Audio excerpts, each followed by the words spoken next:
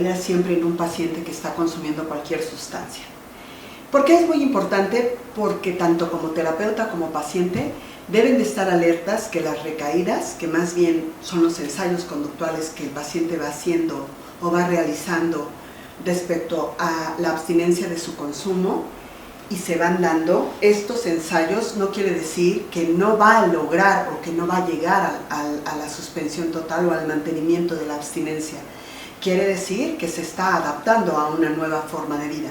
Si nosotros terapéuticamente logramos entender o comprender esta parte del paciente que está en un proceso de reestructuración en sus hábitos, tanto cotidianos como en el consumo de la sustancia, que no es un hábito, es una adicción. O sea, el paciente tuvo un proceso de aprendizaje en donde formó una adicción y en el momento que está viviendo conductualmente, físicamente esta adicción, el proceso de reestructuración de es dar un poco los pasos hacia atrás para lanzarnos al paso hacia adelante para tener o obtener completamente la abstinencia.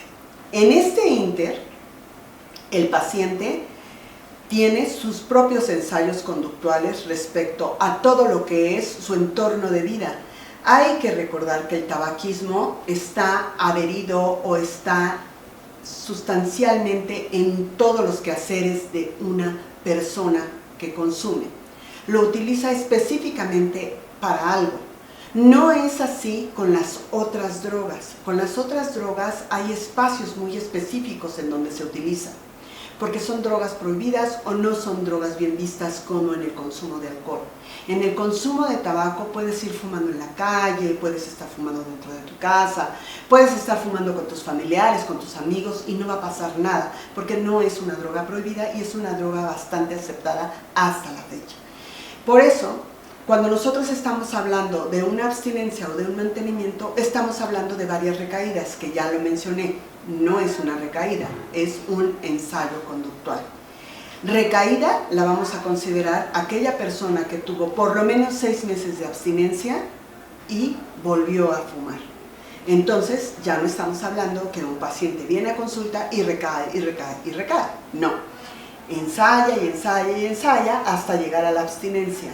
Y es ahí en donde nosotros como terapeutas no debemos o no hay que soltar al paciente, al contrario, hay que ir aplicando ciertas técnicas como la entrevista motivacional y hay que comprender muy bien lo que es la rueda del cambio de Prochaska y de Clemente, en donde él nos menciona este círculo, ¿no?, que puede estar en una espiral y de repente quedarse ya estacionado en el mantenimiento.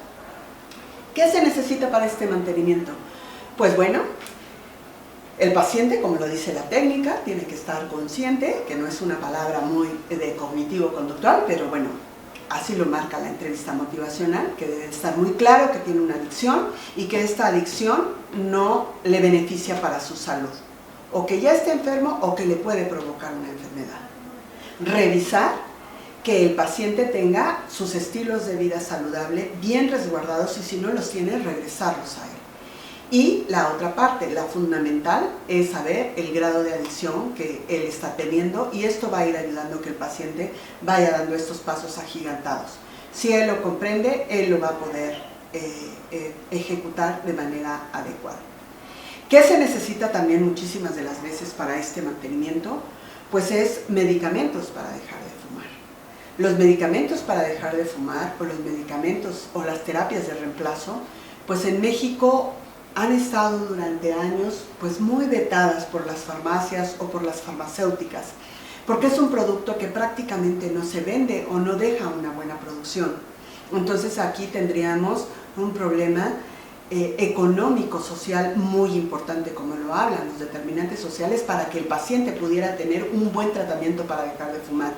E inclusive hay que también ver el otro factor. El paciente viene, se le da su medicamento para dejar de fumar y si no sigue las reglas del medicamento, las indicaciones terapéuticas como se lo da el médico, eso va a provocar las recaídas y que se mantenga fumando y no en abstinencia como lo queríamos el personal de salud.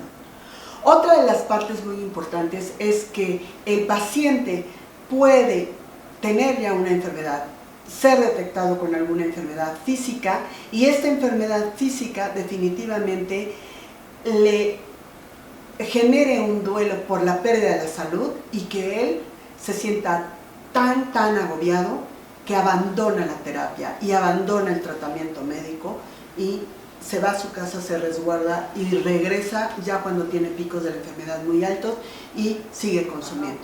Entonces, lo más importante para que una persona deje de consumir, bueno, pues son los estilos de vida saludable, que hubiera medicamentos adecuados para las personas dependiendo de su diagnóstico o de su forma de fumar, que los expertos trabajaran muy bien la técnica, sobre todo entrevista motivacional, cognitivo-conductual, todo lo que es cognitivo-conductual, y la entrevista motivacional ha funcionado muy bien. A mí me gusta mucho, es una técnica que me gusta mucho. Albert Ellis no lo podemos dejar afuera. Dentro de las terapias cognitivo-conductuales, Albert Ellis habla de las emociones y también es muy importante por este proceso de adaptación que tiene el paciente con el consumo de tabaco durante toda su vida, en todas sus actividades. Es muy importante revisar también sus emociones y vigilar la rueda del cambio y no dar nombres equivocados a la etapa en donde el paciente se encuentre y mencionarle que está recayendo y recayendo. No, está ensayando, soy muy reiterativa, pero así creo que es más claro, y vigilar que cuando el paciente esté en mantenimiento se le dé un seguimiento adecuado tanto a su parte médica, a la parte psicológica, si está consumiendo algún medicamento para su enfermedad, hacer la adherencia terapéutica, siempre tener a la mano esa alianza terapéutica que se necesita con un paciente que es bastante difícil, que es el paciente de consumo de tabaco.